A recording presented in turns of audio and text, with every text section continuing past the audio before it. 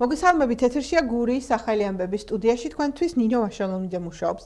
იერიშები ირანზე კვლავაც გრძელდება. ისრაელის თავდაცვის სამინისტროს ცნობით იბომბება სტრატეგიული ობიექტები და მოხდა ირანის დაზვერვის მაღალი თანამდებობის პირების ლიკვიდაცია. ამერიკისა და ისრაელის შეიარაღებული ძალები ფართომასშტაბიან ოპერაციებს ახორციელებენ, რომელიც 28 თებერვალს დაიწყო. ამ დროისთვის საყურადღებო მდგომარეობა ისრაელშიც ირანმა რაკეტების ახალი პარტია გადაისროლა ისრაელის საყურადღებო მდგომარეობა სპარსეთის ყურეშიც. ისრაელმა მეორე ფრონტიც გახსნა და უტევენ ჰეზბოლას მაღალჩინოსნებს. ახლო აღმოსავლეთში საომარი და კონფლიქტური სიტუაციები საათობრივად იცვლება. აღნიშნულთან დაკავშირებით ევროკავშირის ქვეყნების ლიდერები განცხადებას ავრცელებენ და ირანს მოუწოდებენ მესამე ქვეყნებზე თავდასხმის შეწყვეტისკენ. ღამით ისრაელის თავდაცვის ძალებმა ლიბანში ჰეზბოლას რამდენიმე ობიექტზე საპასუხო დარტყმები განახორციელეს, მათ შორის სამეთაურო და საკონტროლო ცენტრებზე, სადესანტო პუნქტებსა და მაღალი რანგის ოფიცრების ტერიტორიაზე. ჩვენ ამისთვის მზად ვიყავით. ირანში ჩვენი ოპერაციის ფარგლებში ისრაელის თავდაცვის ძალები მზად იყო ჰეზბოლიდან შესაძლო თავდასხმების საპასუხო ზომებისთვისაც. ამიტომ საშუალება გქონდა სწრაფად გვემოქმედა. ახლა, როდესაც მე ვსაუბრობ, ირანში ჩვენი თვითმფრინავები ისეთ სამიზნეებს ურტყავენ, როგორიცაა რეჟიმის მიწისქვეშა იარაღის ბუნკერები. ჩვენ მუშაობთ ჩვენი მშვიდობიანი მოსახლეობის დასაცავად. ახლა ჩვენ მაქსიმალურად ვიცავთ ჩვენს ქვეყანას. ჩვენსკენ 90-ზე მეტი რაკეტა ისროლეს. მათგან უმეტესობა პატრიოტის სისტემებმა გაანეიტრალეს. ჩამოვაგდეთ დრონები. ჩვენი სამხედროები აკეთებენ ყველაფერს იმისთვის, რომ საფრთხე არ დაემუქროს მოსახლეობას. ჩვენ მჭიდროდ თანამშრომლობთ ჩვენს მოკავშირეებთან, მათ შორის ამერიკასთანაც მშვიდობის მისაღწევად. ირანი ჩვენი მეზობელია, მაგრამ ჩვენ ყოველთვის გვქონდა ჩვენი მოსაზრებები. ჩვენ მიგვაჩნია, რომ ყველა ის ადამიანი, ვინც ჩვენს რეგიონში ცხოვრობს, იმსახურებს მშვიდობასა და საჭიროა კონფლიქტი დიპლომატიურად მოგვარდეს. თბილისის სააპელაციო სასამართლოში 2024 წლის დეკემბრის აქციების დროს დაკავებული 11 პირის პროცესი გაიმართა. სასამართლომ დაცვის მხარის დასკვნითი სიტყვა მოისმინა. აქციებში მონაწილეობის გამო დაკავებული 11 პირის საქმეები მსჯავრდებულების წარმომადგენლებმა სააპელაციო წესით გაასაჩივრეს. მათ მიაჩნიათ, რომ თბილისის საქალაქო სასამართლო მოსამართლე ნინო გალუსტაშვილისა და თამარ მჭედლიშვილის გამამტყუნებელი განაჩენები არის უკანონო და დაუსაბუთებელი. აპელანტებმა სააპელაციო საჩივარში პირველი ინსტანციის სასამართლოს განაჩენების გაუქმება და გამამართლებელი განაჩენის გამოტანა ითხოვეს. პროკურატურამ კი ბრალდების დამძიმება მოითხოვა.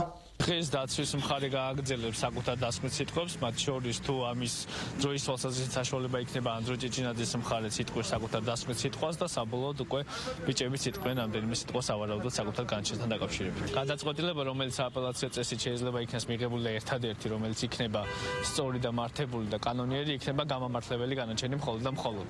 რაც არის, რა თქმა უნდა, მართლმსაჯულების პირობებში საუკეთესო რამ და ასევე იმ რეალობაში, რომ მართლმსაჯულება ზოგადად დღეს გავლენებს განიცდის პოლიტიკური მოტივაციის, სავარაუდოდ პოლიტიკური გადაწყვეტილებაც. დღეს მე ვაპირებ, რომ ონისე ცხადაძის სისხლის სამართლის ფარგლებში დასკვნით სიტყვით ყურადღება გავამახვილო მოსამართლე ნინო გალუსტაშვილის მიერ გამოტანილ უსამართლო უკანონო გადაწყვეტილებაზე, შესაბამისად დეტალურად ვისაუბროთ თითოეულ ფაქტობრივ არგუმენტებზე დაყრდნობით, კონკრეტულად იმაზე დაყრდნობით, რომ არ არსებობს საქმეში წარმოდგენილი არც ერთი ნეიტრალური მტკიცებულება, არც ერთი პირდაპირ მტკიცებულება, რომელიც დაადასტურებს ონისე ცხადაძის მიერ ჩადენილ რაიმე სახის დანაშაულს.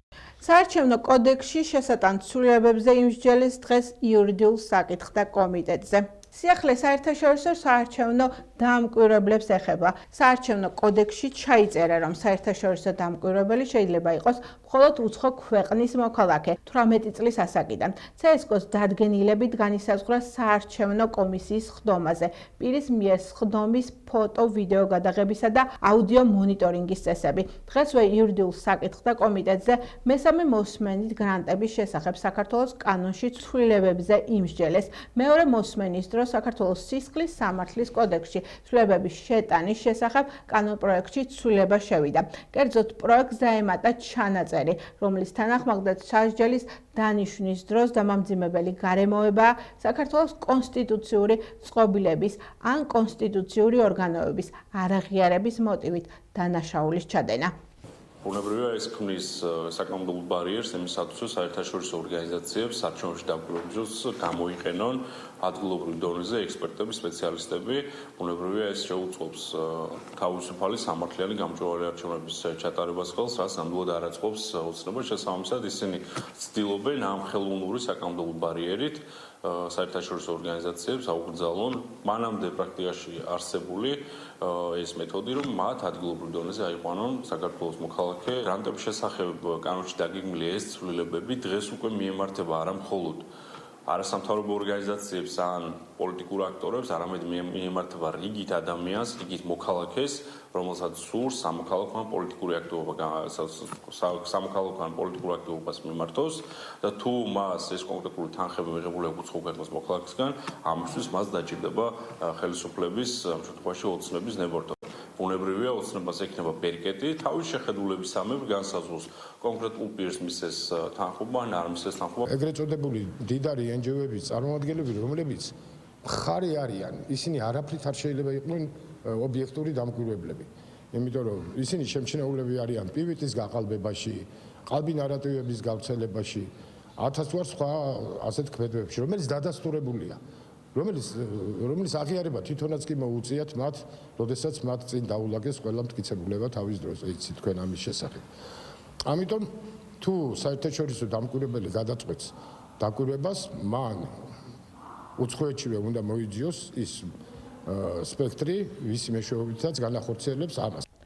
სამუშაო შეხვედრა გურიის გუბერნიაში საქართველოს რეგიონული განვითარების მინისტრის პირველმა მოადგილემ ლევან ზაუტაშვილმა გამართა. შეხვედრა გასული წლის სტიქიის სალიკვიდაციო სამუშაოების დასკვნით ეტაპს ეხებოდა. შეხვედრა გასულ წელს მომხდარი სტიქიის სალიკვიდაციო სამუშაოების ბოლო ეტაპს ეხებოდა. როგორც შეხვედრაზე ითქვა, გურიაში სტიქიისგან დაზარალებული 4456 ოჯახიდან სახელმწიფოს მხრიდან დახმარება გაეწია 3717 ოჯახს და დარჩენილია 729 ოჯახი, რომელთა მიმართ მიმდინარეობს დახმარების გაწევის პროცესი. სამუშაოს შეხვედრა დარჩენილი ოჯახების მიმართ დახმარების გაწევის პროცესის დაჩქარების მიზნით გასატარებელ ღონისძიებებს დაეთმო.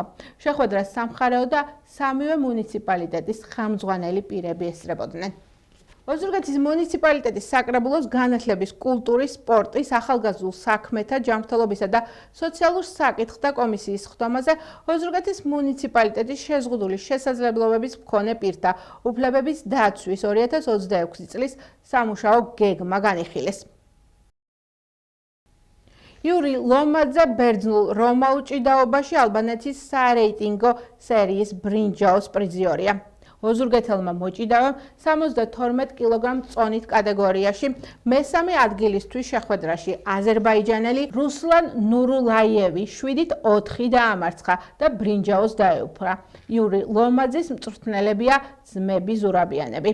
2 ოქრო, 3 ვერცხლი და 2 ბრინჯაო საქართველოს ჩემპიონატიდან ოზურგეთელმა მძლეოსნებმა მოიპოვეს. თბილისში მძლეოსნობის სასახე ზამთრის ეროვნულ ჩემპიონატს უმასპინძლა. ჩემპიონატზე წარმატებით იასპარეზეს და შინ 2 ოქრო, 3 ვერცხლი და 2 ბრინჯაო წამოიღეს ოზურგეთის მუნიციპალიტეტის სპორტულ გამაჯანსაღებელ დაწესებულებათა გაერთიანების მძლეოსნობის სექციის სპორტსმენებმა. ოქრო და საქართველოს ჩემპიონის ტიტული მოიპოვეს სოფიკო შათირიშვილმა ბირთვის კრაში და ქეთევან მამალაძემ ბადროს ტყორცნაში. სამართალდამცავებმა განსაკუთრებით დიდი ოდენობით სხვადასხვა სახის ნარკოტიკი ამოიღეს. დაკავებულია 5 პირი. შინაგან საქმეთა სამინისტროს ცენტრალური კრიმინალური პოლიციის დეპარტამენტის თანამშრომლებმა სხვადასხვა დროს ჩატარებული საპოლიციო ღონისძიებების შედეგად ნარკოდანაშაულის ბრალდებით 5 პირი დააკავეს. მათ ბრალად ედებათ განსაკუთრებით დიდი ოდენობით ნარკოტიკული საშუალებებისა და ფსიქოტროპული ნივთიერებების უკანონო შეძენა, შენახვა და რეალიზაციის ხელშეწყობა. დაკავებულებს შორის არიან როგორც საქართველოს, ასევე უცხო ქვეყნის მოქალაქეები. გამოძიება სისხლის სამართლის კოდექსის 260, 260 კვარტა და 261 მუხლებით მიმდინარეობს, რაც 20 წლამდე ან უადო თავისუფლების აღკვეთას ითვალისწინებს. შინაგან საქმეთა სამინისტროს ცენტრალური კრიმინალური პოლიციის დეპარტამენტის თანამშრომლებმა ტრაფიკინგის ბრალდებით 1991 წელს დაბადებული მოსო დააკავეს. სამართალდამცავების მიერ აღნიშნულ სისხლის სამართლის საქმეზე ჩატარებული გამოძიებით მათ შორის მოსამართლის განჩინების საფუძველზე განხორციელებული ფარული აუდიო და ვიდეო ჩანაწერით დგინდება, რომ ბრალდებული არასრულწლოვან შვილს ფსიქოლოგიური ზეწოლითა და ფიზიკური ანგარიშწორებით მუქარით აიძულებდა თბილისის სხვადასხვა უბნებში ეთხოვა მოწყალება. მიღებულ თანხას კი სრულად ისაკუთრებდა. სამართალდამცავებმა ჩატარებული საგამოძიებო მოქმედებების შედეგად მოსო ბრალდებულის სახით დააკავეს. გამოძიება სისხლის სამართლის კოდექსის 153 სეკუნდა მუხლით მეორე და მესამე ნაწილით მიმდინარეობს, რაც 17 წლამდე ვადით თავისუფლების აღკვეთას ითვალისწინებს. აჭარის პოლიციამ დიდი ოდენობით ჩადენილი თაღლითობის ბრალდებით ორი პირი დააკავა.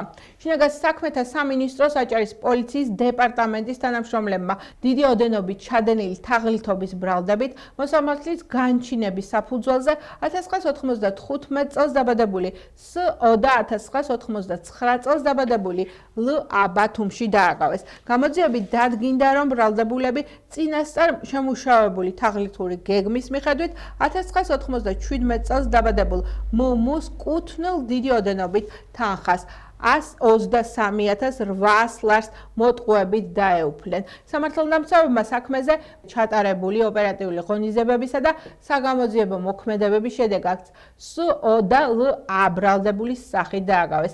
გამოძიება სისხლის სამართლის კოდექსის 180 მუხლის მესამე ნაწილის ბ-ქვე პუნქტით მიმდინარეობს, რაც 9 წლამდე ვადით თავისუფლების აღკვეთას ითვალისწინებს. ახლა ჩვენს ეთერში ამინდის დროა. სამხუთმად საქართველოში შენარჩუნებული იქნება შედარებით ცივი და დროგამოშვებით ნალექიანი ამინდი. რაც შეეხება ტემპერატურას და კონკრეტულ ნალექებს, ოზურგეთში 11 გრადუსი და წვიმაა ნავარაუდები. ჩოხატაურში 10 გრადუსი და დროგამოშვებით წვიმა. ლანჩხუთში კი 12 გრადუსი და დროგამოშვებით წვიმა იქნება. რაც შეეხება ურეკს, აქ ტემპერატურა 11 გრადუსი იქნება. ბახმაროში კი -7 გრადუსი და თოვლია მოსალოდნელი. რაც შეეხება თბილისს, აქ ჰაერი 8 გრადუსამდე გათბება და იქროლებს ჩრდილო-დასავლეთის ქარი 10-15 მეტრი წამში. ეს გახდა ჩემ ხელთ არსებული ბოლო ინფორმაცია. მე მომავალ შეხვედრამდე გემშვიდობებით, კარგად ბრძანდებოდეთ.